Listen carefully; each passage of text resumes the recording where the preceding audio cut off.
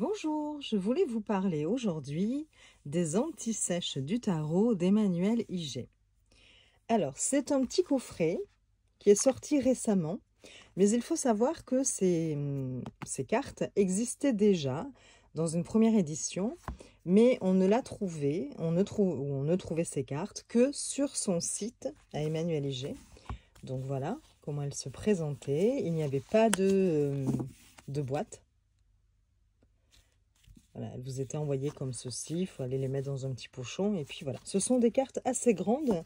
Alors la nouvelle édition, par rapport à celle-ci, la taille des cartes, c'est la même. Hein. Donc il n'y a pas de différence. Je vous montre par rapport à une carte de tarot. Voilà, donc quand je vous dis que ce sont des grandes cartes, ce sont des grandes cartes. Et ce sont des fiches pratiques, des fiches méthodes. Alors, je vais vous montrer, je vais sortir la nouvelle édition pour vous faire la comparaison au fur et à mesure. Donc là maintenant, c'est une boîte aimantée, une très jolie boîte.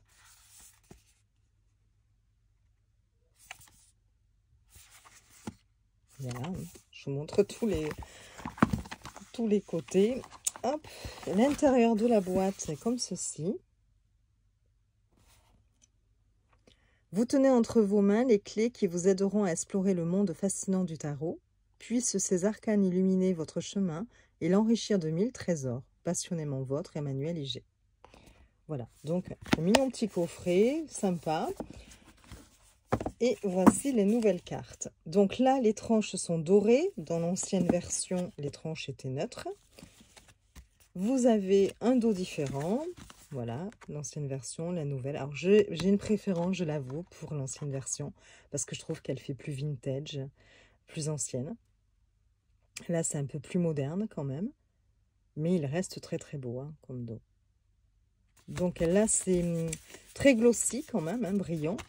Là, c'est brillant aussi, mais il y a un effet peut-être plus cartonné, vous voyez. Alors, au niveau de la qualité, c'est la seule petite déception que j'ai. Là, la qualité était plutôt bonne, même si ça restait souple. Là, ici, c'est... voilà, vous voyez. Et puis, ça ne revient pas. Elles sont très, très souples, les cartes. Alors, maintenant, attention, ce ne sont pas des cartes pour effectuer des tirages. Donc, on n'a pas besoin de les mélanger du tout. Ce sont des fiches pratiques, des fiches méthodes. Donc, évidemment, la qualité est largement suffisante pour l'utilisation que l'on va en avoir, quoi. Que l'on va avoir. J'arrive même plus à parler. Bon. Donc, je vais vous montrer les différences. Alors, déjà, le nombre de cartes. Dans l'ancienne version, il y en avait 24, si mes souvenirs sont bons. 9, 10, 11, 12, 13, 14, 15, 16, 17, 18, 19, 20, 21, 22. Ouais, c'est ça. 24. Dans la nouvelle édition, il y en a 28. Donc, il y a 4 cartes supplémentaires. Vous retrouvez sensiblement la même chose, à quelques différences près. Alors, par exemple, là, nous prenons les arcanes majeures. Donc, vous allez retrouver les mots-clés. Des mots-clés pour les cartes à l'endroit, mais aussi pour les cartes à l'envers. Pour les arcanes majeures, mais aussi pour les arcanes mineures et pour les figures de cour. Ensuite, vous allez avoir des méthodes de tirage. Vous allez avoir quelques fiches pratiques pour vous expliquer la numérologie, pour vous expliquer justement ce qu'est un valet, ce qu'est un cavalier, ce qu'est une reine, un roi. Voilà, vous allez voir, c'est assez intéressant quand même.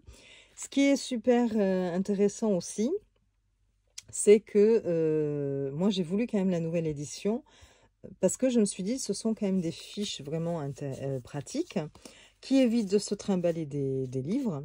Si on a envie d'amener un jeu de cartes, un jeu de tarot, on peut très bien glisser dans son sac ces petites fiches. Et cela permet du coup d'avoir des méthodes de tirage, de revoir un petit peu, de réviser par moment si on a un doute par rapport à une carte. Voilà. De la même façon... ce que je voulais dire aussi, c'est vrai que autant un oracle, on peut faire marcher son intuition et puis voilà, interpréter les cartes un peu à sa façon. Je ne dis pas que pour le tarot, ce n'est pas possible, mais alors après, ce n'est que mon avis personnel. Pour moi, quand même, il faut avoir un minimum de base.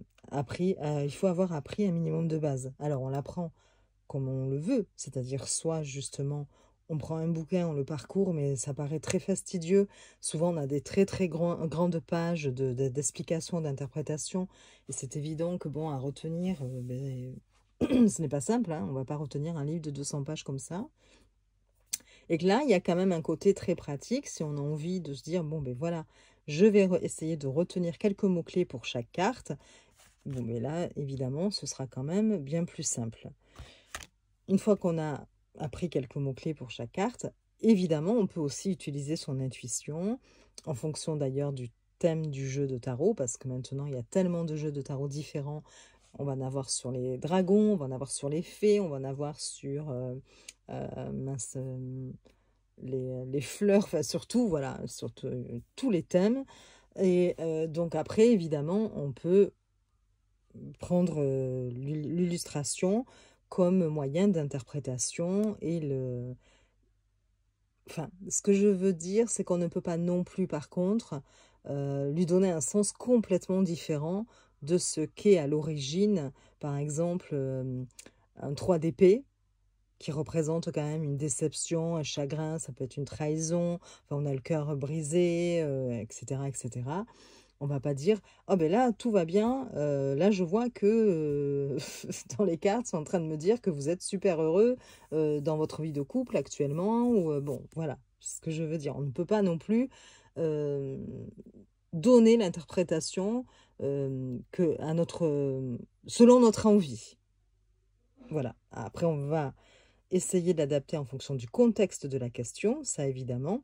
Si quelqu'un nous demande si professionnellement comment cela va évoluer, on va pas lui dire: «Ah ben, avec le 3 d'épée là, je vois que de toute façon vous êtes dans une dans une déception amoureuse».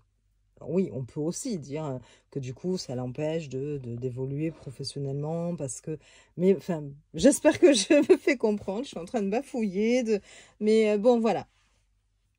Donc, je trouve que c'est plutôt quand même assez intéressant d'avoir des fiches comme ça pour pouvoir déjà connaître le principal de chaque carte du tarot.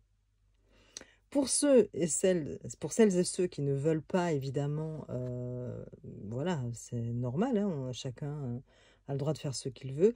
Donc, pour celles et ceux qui ne veulent pas apprendre les cartes par cœur ou voilà, apprendre des mots-clés, elles peuvent très bien justement amener ces fiches et faire des tirages partout aux gens qui le leur demandent ou à qui elles souhaitent ou ils souhaitent faire des tirages. Voilà. Bon, j'arrête de parler parce que j'ai l'impression de chercher mes mots, de bafouiller, de répéter. Donc, on commence par les arcanes majeures. Donc, vous allez voir que la présentation est différente. L'ancienne version se présentait comme ceci. Ça fait un petit peu un tableau. Vous aviez couleur bleu foncé, donc le nom de l'arcane majeur. Donc là, par exemple le mât. Vous allez penser que j'ai bu. Par exemple. Bon, voilà. Donc, vous avez un mot-clé en caractère gras qui est mis en avant, donc le principal mot-clé, quelque part, un petit résumé de la carte. Et puis après, vous allez avoir plein d'autres mots-clés pour la carte. Donc, par exemple, pour le mât, vous avez partir à l'aventure. Et après, on vous dit se lancer, y aller avec confiance, se jeter à l'eau, nouveau départ, sans réfléchir, début, on verra plus tard. Et pour la nouvelle version, vous avez la même chose, mais donc présentée de façon différente. L'encadrement est bleu, donc voilà. Mais vous allez, au lieu que ce soit comme un tableau, vous allez avoir ici le mât, donc dans une couleur un peu orangée. On vous dit partir à l'aventure, donc c'est le mot qui était en caractère gras ici, se retrouve en couleur dans la nouvelle version. Et après, vous avez d'autres mots-clés. Les mots-clés sont pas tout à fait les mêmes. Par contre, ils reprennent la même idée, hein, évidemment. Donc, par exemple, là, vous avez se lancer dans quelque chose de nouveau, se jeter à l'eau, partir sans réfléchir, sans moquer. Et vous avez ça pour toutes les cartes. Je vous reprends l'exemple, par exemple, de l'amoureux. Sur l'ancienne version, c'est le choix du cœur. Donc, s'écouter, ressentir, amour, connexion, harmonie des parties, choix juste, entre parenthèses, pas raisonnable, chercher sa place. Et dans la nouvelle version, pour l'amoureux ou les amoureux, choix du cœur, donc là, on a le même mot-clé, hésiter avant de faire le bon choix, se demander ce qu'on aime, savoir s'écouter de tout cœur. Voilà. Donc voilà pour les premiers. Ensuite, c'est la suite, bon, toujours les arcanes majeurs. Hein. Voilà pour les deux. On passe aux arcanes majeurs, mais à l'envers. Donc là, on change sensiblement de couleur. On avait vu que dans l'ancienne version, c'était du bleu foncé. Là, on a du bleu clair. On retrouve toujours la même présentation, toujours ce mot clé en caractère gras. Ici et là, la même chose. Mais par contre, vous n'avez plus de mots-clés de couleur ici, hein, pour les arcanes majeures à l'envers. On a aussi un petit indice sur les cartes. Je voulais vous montrer, par exemple, hop, ici, en haut, vous avez un petit dessin, une carte de représenter. Et là, elle est à l'endroit, pour les arcanes majeures à l'endroit. Et là, vous l'avez à l'envers. Et pareil sur l'ancienne version. Hop, vous voyez, donc là, c'est une sorte d'oiseau, d'aigle, je ne sais pas. Voilà. Donc, oui, là, je vous prends deux cartes à l'endroit, évidemment. Ouais. À l'endroit, arcane majeure à l'endroit, arcane majeure à l'envers. Voilà. Alors, on continue. Je vais essayer de ne pas durer 2 heures. Toujours les arcanes majeures à l'envers. On passe aux arcanes mineures. Donc, il y a un code couleur. On retrouve un peu le même code couleur quand même. Par exemple, dans l'ancienne version, pour les bâtons, on avait une couleur plutôt jaune, jaune plus foncé, plus soutenu, jaune pâle. Ici, dans la nouvelle version, l'encadrement, pareil, vous voyez, c'est marron, beige, voilà.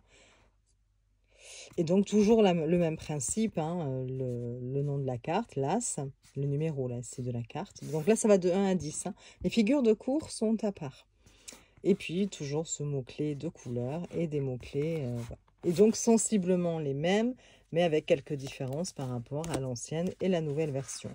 Pour les coupes, on est plutôt dans du rose, rose-violet. Pour les épées, on est dans du gris. Alors, toujours pareil, hein, le dessin, vous voyez, donc là, l'épée à l'endroit, et là, l'épée à l'envers, pour la nouvelle version. Et puis, pour l'ancienne version, vous aviez la même chose. Pareil, l'épée à l'endroit, l'épée à l'envers sur le côté. Voilà. Et c'est la même chose pour tout. Hein. Pour les deniers, c'est plutôt une couleur donc du vert. Voilà.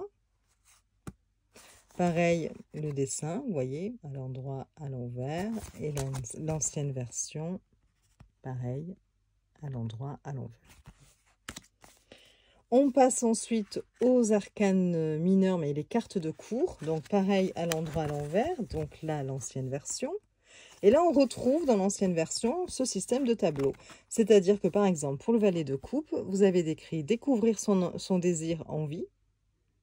Et à côté, on vous dit « Jeune personne qui vient de rencontrer l'objet de sa passion ». Je vous redonne un exemple. La reine de bâton, séduisante, magnétique. Et donc, on vous dit qu'il sait se mettre en avant et plier les autres à ses désirs. Voilà. Pareil pour les cartes à l'envers, hein, de cours. Ici, dans la nouvelle version, vous avez la même présentation que pour les arcanes majeures. Donc, de nouveau, hop, le valet de bâton, un petit mot-clé de couleur. Donc, valet de bâton, avoir envie. Jeune personne qui vient de découvrir l'objet de sa passion. Excitation, mettre le doigt sur ce que l'on veut faire. Je crois que, ouais, c'est sensiblement la même chose. Il y a quelques trucs. Donc, voilà. On passe aux éléments. Donc, 2 cartes qui présentent les éléments. L'ancienne version est comme ceci.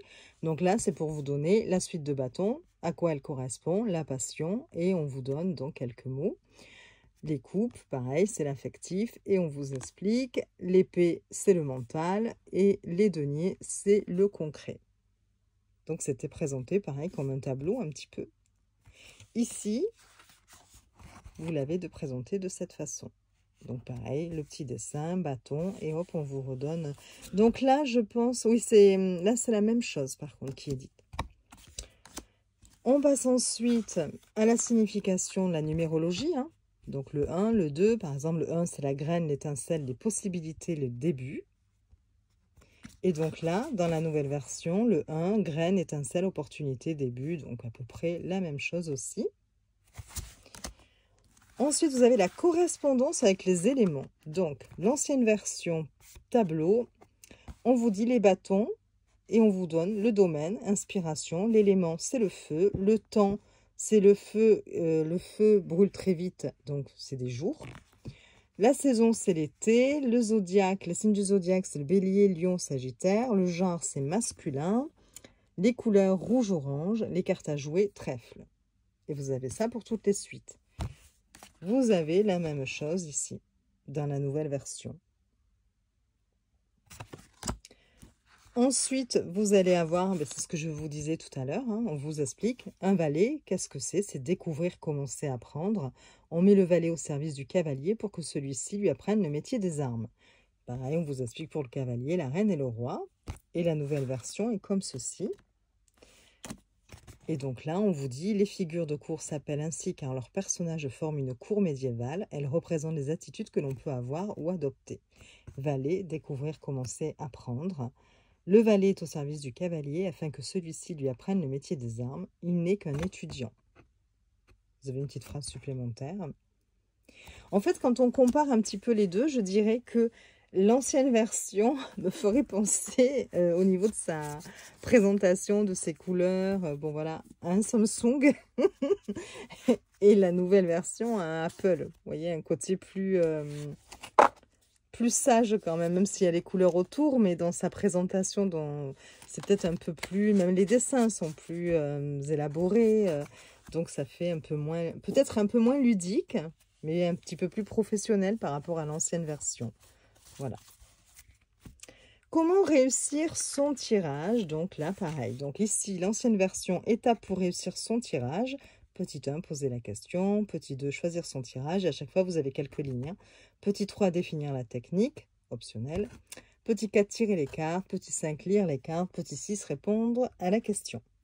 Vous avez exactement la même chose ici. Tirage à 3 cartes. Donc là, il y a une petite différence. Donc, dans l'ancienne version, vous aviez les tirages généraux sur cette carte. Donc, tirage 3 cartes. Et puis, on vous dit les possibilités. Ça peut être passé, présent, futur. Ou bien problème, cause, solution. Ou bien toi, moi, nous. Ou bien force, faiblesse, conseil, etc. etc. Vous aviez donc 3, 4, 5, 6, 7 possibilités comme ça de proposer. Là, vous en avez beaucoup plus. Il y a une carte juste pour ça.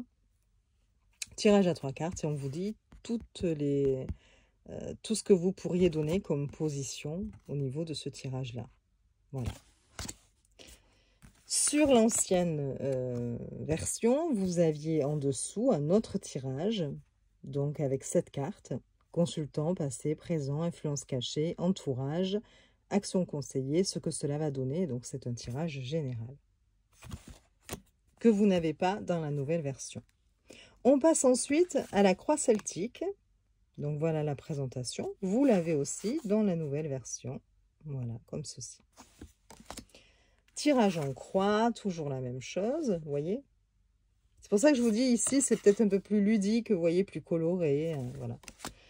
Dans la nouvelle version, alors vous aviez dans l'ancienne tirage amour, que penser de cette relation et vais-je rencontrer quelqu'un? Et là, vous avez à peu près la même chose, rencontrer quelqu'un. Mais c'est peut-être pas tout à fait, faites voir, 1, 2, 3, 4, 5. Il y a quand même le même nombre de cartes. Oui, c'est à peu près la même chose, même si c'est présenté différemment. Et puis ici, le point sur une relation. Tirage travail. Voilà. C'est à peu près la même chose, comme je vous dis. Il y a juste là des dessins. Et puis ici, c'est peut-être un peu plus présenté avec un peu plus d'austérité, si ça se dit.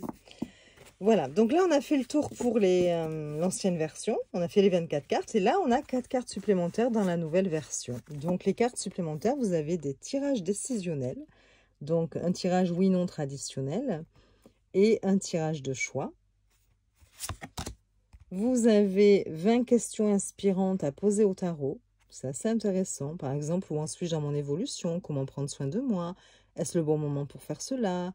Où en suis-je dans mon projet, etc., etc. Donc, des idées de questions. Des emplacements pour construire son tirage. Ça aussi, j'ai trouvé ça très ingénieux. Donc, si vous aviez envie de créer votre propre tirage, eh bien là, vous avez des suggestions pour déterminer quel emplacement donner pour chaque carte. Vous pouvez tout à fait, donc vous voulez faire un tirage général, eh bien vous pouvez demander mon état d'esprit maintenant, le conseil, ce que la situation m'apporte. Vous voyez, vous prenez voilà, ce qui vous intéresse le plus par rapport à ce qui est proposé. Pareil pour le relationnel et pareil pour l'inconscient. Et enfin, la dernière carte, j'en ai pas sauté une, hein. Non. Arcane majeur, le voyage initiatique. Et là, en fait, elle vous propose une sorte de voyage, c'est-à-dire on part du fou et on traverse chaque arcane majeur jusqu'à la 21e. Jusqu'au 21e, puisqu'on dit un arcane et pas une. Donc voilà, c'est assez intéressant à lire, mais bon, je vous laisse la surprise si jamais vous prenez ces fiches, ces anti-sèches du tarot. Donc voilà, je voulais vous faire une petite présentation parce que je le trouve très très bien. Et puis bon, ben, il y a l'ancienne version, je ne sais pas si elle est toujours disponible ou pas, l'ancienne version, je ne suis pas allée vérifier, qui était présentée de cette façon-là. Moi je me dis que c'est très bien d'en avoir deux du coup, parce que ça va me permettre d'amener une des versions. C'est toujours délicat, on a peur de les abîmer ou de les perdre. Et là, déjà, je serais un peu moins inquiète en me disant que de toute façon, j'ai une autre version à la maison si jamais, voilà, il y avait un couac. Bon, je vous laisse pour aujourd'hui. Désolée pour tous les cafouillis. Et puis, je vous souhaite une belle journée. Je vous dis à très vite pour de nouvelles présentations. Des bisous!